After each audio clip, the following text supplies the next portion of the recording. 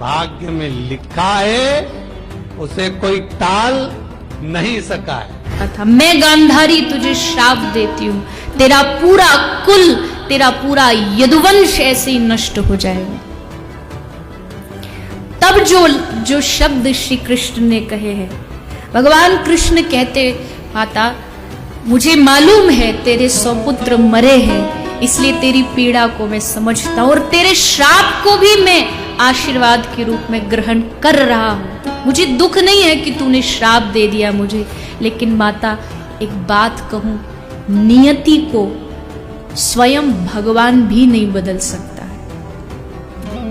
मैं कृष्ण भी नियति को नहीं बदल सकता। नियति होनी थी, युद्ध होना था, उसका परिणाम ये आना था, क्योंकि कौरवों ने अपने कर्म का भुगतान किया। जो मिलना है वो सब प्रारब्ध में लिखा, इतना नहीं बात है, समझो। आप ऐसे हाथ रख करके बैठ जाओ तो आपको जो सुख मिलना है पूरे जीवन में वो आपको मिलता रहेगा। जैसे कोई भी नहीं चाहता दुख मिले, पर दुख मिलता है ना, कोई नहीं चाहता दुख मिले, लेकिन यथावत दुख मिलता है ना जब जो मिलना प्रारब्ध में, ऐसे सुख में मिल जाएगा। ये हुई पशुवत, ये हिसाब पशुवत है, पशुओं के साथ भी यही है। देखिए, कर्मों के फल के संदर्भ में तो मैं पहले ये कहूँगा कि जो हम कर्म करते हैं उसका फल हमें तत्काल भी मिलता है और कुछ काल बाद भी मिलता है। कुछ कर्मों का फल तत्काल मिलता है और कुछ कर्मों का फल लंबे समय तक मिलता रहता है। कर्म का फल भोगने की जो बातें होती हैं ये सब बातें ही हैं, प्रत्यक्ष में ऐसा कुछ नहीं होता। तो मेरे प्यारेओ, आपको एक बात समझनी चाहिए, आप जैसा कर्म करेंगे आपको हर हालत में उस कर्म का फल भोगना पड़ेगा। अनाभुक्तम बिना भोगे न क्षीयन्ते, क्षीण नहीं होते। जो भी कर्म किए हैं अनाभुक्तम न क्षीयन्ते, जन्म कोटि शतैरपि, चाहे 100 जन्म ले लीजिए, उसके बाद भी यदि कोई कर्म बचा है भोगने के लिए तो 100 जन्मों के बाद भी भोगना पड़ेगा। अवश्यमेव भोक्तव्यम, अवश्य ही भोगना पड़ेगा। अगर आपने अच्छा किया है तो उसका फल आपको मिलेगा ही, ये निश्चित बात है।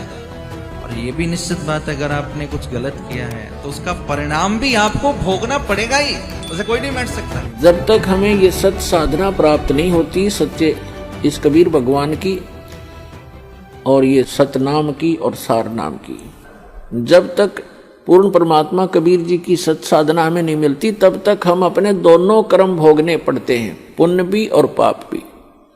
अभी तक आपने विधान सुना होगा कि जैसे कर्म करेगा वैसे फल देगा भगवान, बिल्कुल सही है। आपके जैसे कर्म पूर्व जन्म के हैं उनसे आपकी एक जीवन बन गया, किस्मत बना दी। आपके जो संचित कर्मों में से कुछ पुण्य ले लिए, कुछ पाप ले लिए, उस एवरेज से जिसके पुण्य घने हैं और पाप कम हैं तो उसके पुण्य उसी रेशों से अधिक जीवन में आपको प्राप्त हैं और पुण्य भी उसी आधार से और पाप भी उन्हीं की रेशों से। तो आप जी को दोनों भोगने पड़ेंगे। यहाँ इस प्रारब्ध बोलते हैं इसको, प्रारब्ध यानी जीवन में लिखी हुई किस्मत के जो कर्म हैं, जो संस्कार हैं किस्मत के, उनको प्रारब्ध कर्म बोलते हैं। और प्रारब्ध कर्म को कोई नहीं चेंज कर सकता, ना विष्णु जी कर सकते, ना ब्रह्मा जी कर सकते, ना शिव जी कर सकते, ना ब्रह्म कर सकता, ना परब्रह्म कर सकता। परम अक्षर ब्रह्म कर सकता है। मासा घटे न तिल बधे, विधना लिखे जो लेख,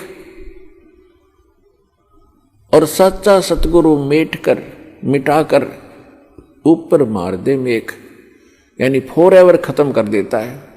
मासा घटे ना तिल बधे, यानी 1 ग्राम भी आपके संस्कार इधर उधर नहीं हो सकते और ना बढ़ सकते ना कम हो सकते। जो विधाता ने आपके भाग्य में, प्रारब्ध में, किस्मत में लिख दिए, प्रारब्ध माने किस्मत, आपकी किस्मत में जो लिखा हुआ उसमें से ना मासा घट सकता है और ना ही तिल के समान बढ़ सकता है। आपको दोनों भोगने पड़ेंगे जब तक आप परम अक्षर ब्रह्म उस सत्य पुरुष अल्लाहु अकबर उस कबीर भगवान की भक्ति नहीं करोगे। वेद जो है भगवान की महिमा का एथेंटिक रिकॉर्ड है, उसमें परमात्मा की महिमा लिखी है और ये खुद मानते हैं कि जो वेद में लिखा है वो हमें स्वीकार्य है। वेद सत्य है। यदि वेद सत्य है तो फिर सत्यार्थ प्रकाश की है, ये तो झूठार्थ प्रकाश है। अब दिखाते हैं आपने वेद में क्या लिखा है। अब यजुर्वेद, इसका अनुवाद करता भी मैं ऋषिदानंद है। देख कमाल की बात है, युद्ध भांग पिया करता तो नरी उतरने नहीं देता, ऐसा लगता है। इसकी जीवनी में लिखा है भांग पीता था, दिखाएंगे आपको कभी। अब ये कहाँ से प्रकाशित है? प्रकाशक है सार्वदेशी कार्य प्रतिनिधि सभा 2/5 महर्षि दानंद भवन रामलीला मैदान नई दिल्ली से। महर्षि दानंद सरस्वती द्वारा इसका अनुवाद किया गया। मुद्रक है Prince offset printers 1510 Pataudi house Daryaganj नई दिल्ली से। 241 पृष्ठ पे है। 8वां अध्याय यजुर्वेद भाषा भाष्य। ये 13वां मंत्र है। 13वां इसमें क्या लिखा है? देव कर्तस्य ऐनस्य एवजनम असि, मनुष्य कर्तस्य ऐनस्य एवजनमसि, पितर कर्तस्य ऐनस्य एवजनमसि, आत्म कर्तस्य ऐनस्य एवजनमसि, अन्नस्य अन्नस्य एवजनमसि। अब इसका अनुवाद यहाँ किया इन्होंने 242 पृष्ठ पे। ये 241 पर हम पढ़ रहे थे।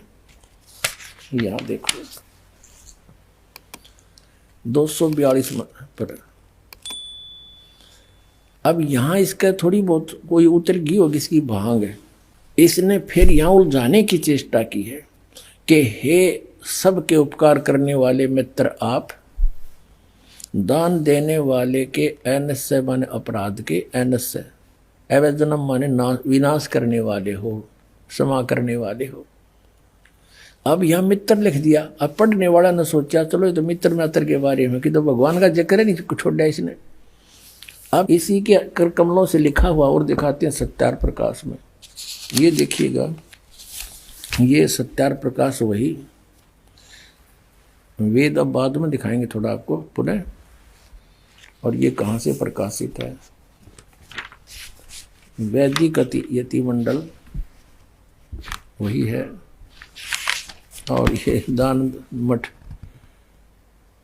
गोहाना मार्ग से प्रिंटेड है। आचार्य प्रिंटिंग प्रेस रोहतक से। दान मठ गोहाना मार्ग रोहतक से। इसके प्रथम समोल्लास में और पृष्ठ नंबर 18 पे ये नीचे क्या कहता है कि जो सबसे स्नेह करे, सबको प्रीति करने योग्य है, वह परमेश्वर सबका सच्चा मित्र है। इससे परमेश्वर का नाम मित्र है। तो वहाँ मित्र की जगह हम परमेश्वर कहेंगे। बिल्कुल यहाँ है परमेश्वर की महिमा। वेद कोई मित्रा की थोड़ी है। और दान देने वाले के पाप मित्र के नाश करेगा, बता कोई बात है? तो ये मित्र परमेश्वर का नाम लिख दिया इसने। और लिख दिया इसलिए कि कोई पढ़ ना गा के देते ये ज्ञानता पता लग जा। तो पढ़ेगा तो नहीं सोचेगा कोई मित्र के बारे में बोल रखे। एक बार हमारा जो करोथा कांड इन्होंने करवाया, इसका यही कारण था। दास ने यही जो स्टेटमेंट आज आपको बता रहा है समाचार पत्रों में निकाल दी। और आर्य समाज के आचार्यों को पता लग गया कि तुम्हारा रोजगार गया। जय दानंद की अज्ञानता का पता लग गया हमारे दानंद के अनुयायियों को। ये सारे भागेंगे यहाँ से, तुम्हें फिर चंदा मिला को नहीं। तो हमने ये नो का नो लिखा था, फोटो स्टेट तो नहीं किया था, ऐसे लिख कर भेजा था कि ये ऐसे बोलता सत्यार्थ प्रकाश में और ये यजुर्वेद में ऐसे लिखा है। तो इन्होंने जवाब दिया फिर उसका पेपर में, समाचार पत्र में, कि रामपाल तो संस्कृत ना जानता, यो के जाने वेदों के बारे में। वो तो दानंद जी तो महर्षि थे, उन्होंने समाधि लाला के वेदों के अर्थ निकाले हैं। और वहाँ पर मित्र शब्द लिखा है, परमेश्वर के बारे में नहीं लिखा है। अब आम आदमी इतना प्रभावित था इन नकली ऋषियों से कि वो सच्चे हैं और अन्य व्यक्ति कुछ भी कहता रहो वो सही लिख कर गए होंगे। इसलिए परमात्मा ने दया करी इस प्रोजेक्टर की, और ताकि आप स्वयं देख सके। अब यहां मित्र का अर्थ परमेश्वर है इन्हीं के शब्दों में। अब पढ़ेंगे, देखो अब हम यजुर्वेद पर आ गए हैं, सत्यार प्रकाश रख दिया है। अब इसके हम 8वें अध्याय के वही 13वां मंत्र पढ़ रहे हैं। हे सब के उपकार करने वाले मित्र यानी परमेश्वर, आप देव कर्तस्य दान देने वाले के, एनस्य माने अपराध के, पाप के, एनस्य माने अपराध कहो चाहे पाप को, इसी के शब्दों में एनस्य माने पाप के, दूर करने वाले हो, नाश करने वाले हो, छुड़वाने वाले हो, क्षमा करने वाले हो, कुछ भी बोलो इन शब्दों को। एनस्य माने पाप के, एनस्य माने अपराध को से पाप को, नाश करने वाले हो, दान देने वाले के, और मनुष्य कर्तस्य साधारण मनुष्य के किए हुए, एनस्य माने अपराध यानी पाप के विनाश करने वाले हो। और पितृ कर्तस्य पिता के किए हुए, एनस्य माने विरोधाचरण के, नहीं पाप के ही लिखना चाहिए इसलिए। अच्छी तरह हरने वाले हो यानी दूर करने वाले हो, अपने किए हुए पाप के दूर करने वाले हो। एनस एनस अधर्म के अधर्म यानी पाप के पाप, घोर पाप के नाश करने हारे हो। विद्वान यानी जानता हुआ मैं जो कुछ भी अधर्म आचरण किया करता हूँ वह करूँ, अनजान में जो कुछ भी किया करता हूँ वह करूँ, उस सब एनस्य माने पाप के दूर करने वाले हो। युद्ध परमात्मा के तनु का है वेद ज्ञान दाता कि वो परम अक्षर ब्रह्म है, वो घोर पाप का भी नाश कर देता है, घोर पाप के, और जो कुछ भी करता हूँ या करूँ उसको भी पाप नाश कर देता है। और ये कहते हैं पाप नाश भगवान नहीं कर सकता। तो अब क्या सिद्ध हुआ कि वेद ज्ञान सच्चा है, इसको सभी मानते, और वेदों में परमात्मा की महिमा है, परमात्मा की जो गुण लिखे हैं वेदों में, और इसके विपरीत जिसका अपना अनुभव कुछ भी है वह वेद विरुद्ध है, वो झूठा है। तो कहा है कि कोटों में दे कोई नहीं रहे झूमक रहा, अरबों में कोई गर्क सुनो रहे झूमक रहा। अरबों में, जैसे एक गांव में अगर 10,000 15,000 व्यक्ति रहते हैं, उसमें 5,000 ग्रुप आओगे। थोड़े बताऊं बल्कि ज्यादा बेसिक हो जा। जैसे किसी के बालक के कोई तकलीफ होगी, पहले तो उसकी सास कहेगी बेटी बार लीगा दर दे 100 रुपया, फिर पड़ोसन आवेगी क्या हो गया बेटी अगताईस का ऐसे ऐसे हो गया, अग भीतर लीगा दर दे 2 रुपये। एक और आवेगी इसका नजर हो रही है चौराहे पर मिट्टी ठा के फेंक दे इसके ऊपर का। चौथी आवेगी गुड़गाम माड़ी की बोल दे। यानी एक के ऊपर 5 मास्टर हो जाएंगे गुरु।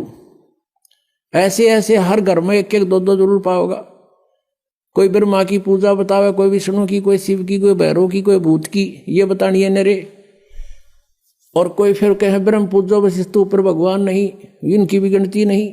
गीता जी अध्याय नंबर 7 के श्लोक नंबर 19 में कहा है कि अर्जुन बहुनाम जन्माना मनते ज्ञानवान माम प्रपते वासुदेव सर्वमिति स महात्मा सुदुर्लभ है। बहुत बहुत जन्मों के अंत के जन्म में कोई मेरी पूजा करता है, ब्रह्म तक पहुंचती है उसकी बुझी ना, तो अन्य देवताओं में फंसे रहते हैं। लेकिन ये बताने वाला कि वासुदेव सर्वमिति, वासुदेव यानी वो परमात्मा तत्परम, गीता जी अध्याय नंबर 18 के श्लोक नंबर 62 में कहा कि सर्वभाव से उसकी शरण में जा। कहते ऐसे बताने वाला कोई संत के वही पाप नाशक है, वही पूर्ण मोक्षदायक है, वही सारी सृष्टि का रचने वाला है। कहते ये बताने वाला साधु तो मुश्किल तो मिलेगा।